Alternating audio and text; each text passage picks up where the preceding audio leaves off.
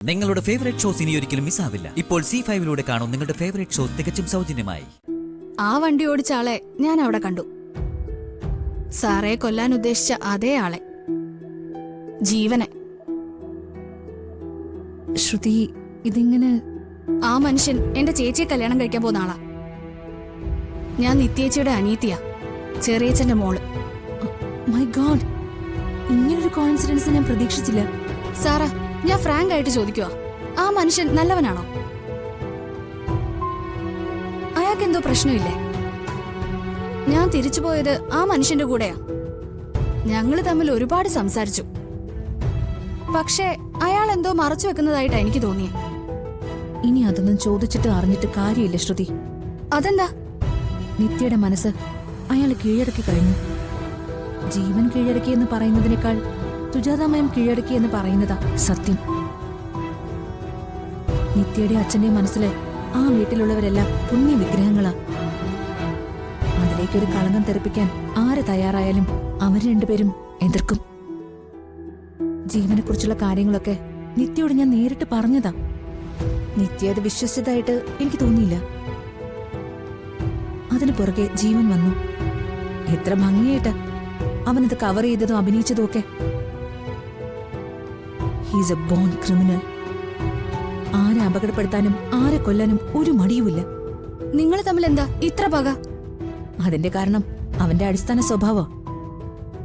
അല്പം ഫാഷനബിൾ ആയിട്ട് വസ്ത്രം ധരിക്കുകയും ഭംഗിയായിട്ട് ഒരുങ്ങുകയും ചെയ്യുന്ന സ്ത്രീകൾ മോശമാണെന്നുള്ളതാ അവന്റെ ഉള്ളിലുള്ള ധാരണ. ഞാനൊരു മോഡലാണല്ലോ. എത്രയോ തവണ എന്തൊക്കെ ചെയ്തിരിക്കുന്നു എന്നറിയോ? ഒരിക്കൽ ഞാനിവിടെ ഉണക്കാനിട്ടിരുന്ന ഫാഷൻ ഡ്രസ്സുകൾ മുഴുവൻ വെട്ടിമുറിച്ച് നശിപ്പിച്ചു. നേരൊരിക്കൽ എന്നെ അന്വേഷിച്ച ഒരു ഫേമസ് ഡയറക്ടർ വന്നു. സത്യത്തിൽ എനിക്ക് അദ്ദേഹത്തിന്റെ സിനിമയിൽ ഒരു വേഷം ഉണ്ടായിരുന്നു. തെറ്റിക്കയറി അദ്ദേഹം വഴി ചോദിച്ചത് ജീവന്റെ വീട്ടിലാ. എന്നെ തിരക്കിയതുണ്ടാവും. ജീവൻ അയാളെ ക്രൂരമായി മർദ്ദിച്ചു. അയാളെ തിരിച്ചും പോയി. എന്റെ ചാൻസും അതോടെ പോയി. അങ്ങനെ വൈരാഗ്യം വളരാൻ ഓരോരോ കാര്യങ്ങൾ.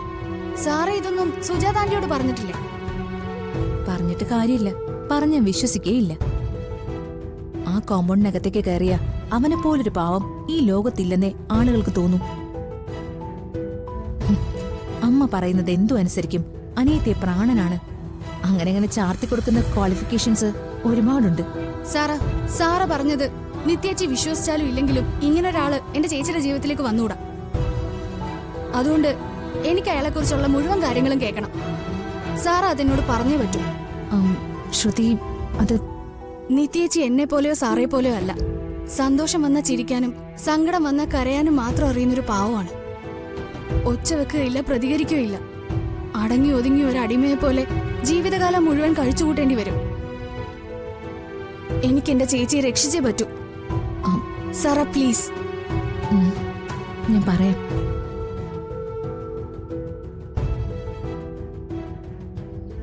മിസ്റ്റർ റോയ്, നിങ്ങൾ ഇക്കാര്യത്തിൽ എന്നെ ഒന്ന് ഹെൽപ്പ് ചെയ്തേ പറ്റൂ. See mister Hari, coffee shop എന്റേതാ. അവിടെ ഒരു CCTV സ്ഥാപിച്ചിരിക്കുന്നത് ഇക്കാലത്ത് നിയമപരമായിട്ടുള്ള കാര്യം. ആ CCTV ഫുട്ടേജ് പോലീസുകാരോ മറ്റോ ഡിമാൻഡ് ചെയ്താലേ ഞങ്ങൾക്ക് കാണിക്കേണ്ട ആവശ്യമുള്ളൂ. അല്ലാതെ ആരും ഒന്ന് ചോദിച്ചാലും അത് ചെക്ക് ചെയ്യാൻ സമ്മതിക്കാൻ പറ്റില്ലല്ലോ. നിങ്ങൾ പറയുന്നത് എനിക്ക് മനസ്സിലാവാഞ്ഞിട്ടല്ല. പക്ഷെ ഇത് ആവശ്യപ്പെടുന്നത് ഇത് വളരെ ഗൗരവമുള്ളൊരു കാര്യമായതുകൊണ്ടാണ്. നിങ്ങളുടെ പ്രശ്നം എത്ര സീരിയസ് ആണെന്ന് പറഞ്ഞാലും എനിക്ക് നിങ്ങളെ സഹായിക്കാൻ ബുദ്ധിമുട്ടുണ്ട്. മാത്രമല്ല, എൻ്റെ കോഫി ഷോപ്പിൽ വരുന്ന ആൾക്കാർക്ക് അവരുടേതായ പ്രൈവസി ഉണ്ടല്ലോ, അത് ഞാൻ മാനിക്കണമല്ലോ. പ്ലീസ്, ഞാൻ നിങ്ങളോട് അപേക്ഷിക്കുക. ഇതൊരു പെൺകുട്ടിയുടെ ജീവിത പ്രശ്നമാണ്. ജീവിത പ്രശ്നമോ? അതെന്താ?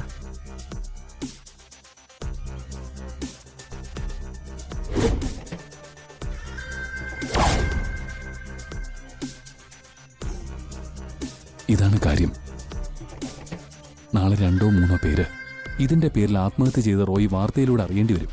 മിസ്റ്റർ ഹരി, ഒരു സ്ഥാപനം നടത്തുമ്പോൾ എനിക്ക് ചില ചട്ടക്കൂടുകളിൽ നിന്നേ പറ്റൂ. ഹരി അത് മനസ്സിലാക്കണം. എന്ന് കരുതി എനിക്ക് മനുഷ്യത്വമില്ലായ്മയൊന്നുമില്ല.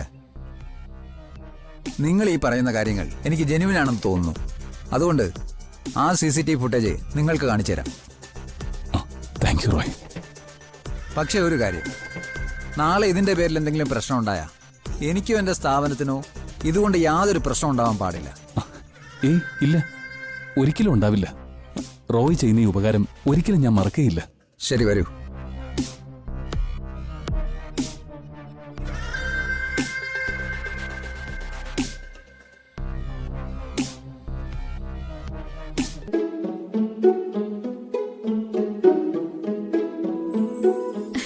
അമ്മ നല്ല ആളാട്ടോ.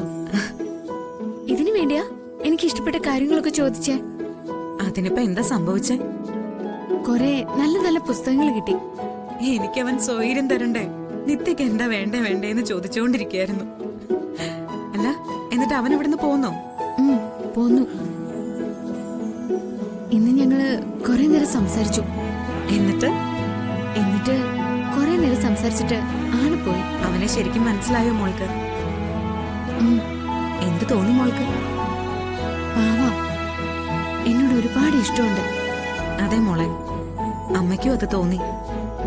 അങ്ങനെ ആവാനല്ലേ പറ്റൂ. നിന്നെ ഇഷ്ടപ്പെടാതിരിക്കാൻ ആർക്കാ പറ്റുക? അതൊക്കെ ശരി. ഇനി സമ്മാനങ്ങൾ കൊടുത്തുവിടാൻ നോക്കരുത് കേട്ടോ.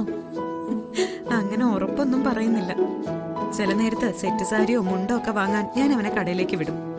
തിരിച്ചു വരുമ്പോ ഒരു കെട്ടുണ്ടാവും കയ്യില്.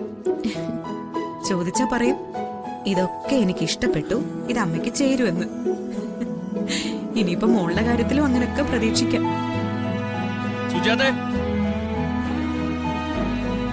അച്ഛൻ വിളിക്കുന്നുണ്ടല്ലോ. അച്ഛനും മോളും കൂടി കുറേ സമയമായിട്ടേ മുറ്റത്താ. എന്താന്ന് ഞാൻ പോയി നോക്കട്ടെ. ശരി അമ്മേ, എന്നാ ഞാൻ ഫോൺ വെക്കട്ടെ. ആ മോളെ, ഒരു മിനിറ്റ്. കണ്ടില്ലേ ആരാ വന്നിരിക്കുന്നെന്ന്?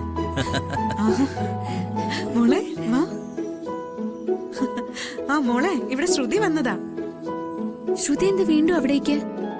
ഇവളെങ്ങോട്ടെങ്കിലും പോയ വഴിക്ക് കയറിയതാവും. എന്നെ കുറച്ച് കഴിഞ്ഞിട്ട് ഞാൻ അങ്ങോട്ട് വിളിക്കാം മോളെ.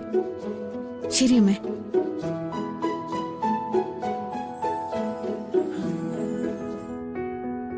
ഇവളെന്താ വീണ്ടും അവിടെ പോയത്?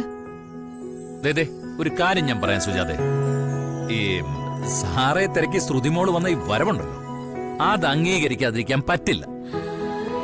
അല്ല, ഇപ്പോഴത്തെ യൂത്തിനെ കുറിച്ച് എന്തൊക്കെ അഭിപ്രായം? ഒരു പ്രശ്നമുണ്ടായാൽ ആ വഴിക്ക് അവരെ കാണില്ലെന്നല്ലേ? പക്ഷേ സാറയ്ക്ക് സുഖമായോ എന്നറിയാൻ വേണ്ടി ശ്രുതിമോള് വീണ്ടും വന്നല്ലോ. കണ്ട് പഠിക്കടേ. അച്ഛാ, നിത്യേച്ചിയുടെ ആലോചന വന്നപ്പോഴേ അമ്മ എന്നെ തള്ളി പറയാൻ തുടങ്ങിയതാ. ഇനി ശ്രുതി വരുന്നതോടെ അച്ഛനും കൂടി എന്നെ തള്ളി പറഞ്ഞ ഞാൻ എവിടെയെങ്കിലും ഇറങ്ങി പോകും കേട്ടോ. ഞാൻ വന്നത് കുഴപ്പമായോ? അങ്ങനെയൊന്നുമില്ല. ശ്രുതി വന്ന എല്ലാവർക്കും സന്തോഷല്ലേ ഉള്ളൂ. ജീവൻ ഇപ്പൊ വരും. അവൻ നിത്യയുടെ അടുത്ത് പോയിട്ട് ഇങ്ങോട്ട് പോകുന്നതേ ഉള്ളൂ. മോള് വാ. ഡൗൺലോഡ് ചെയ്യൂ C5 ആപ്പ്. കാണൂ എല്ലാ എപ്പിസോഡുകളും സൗജന്യമായി.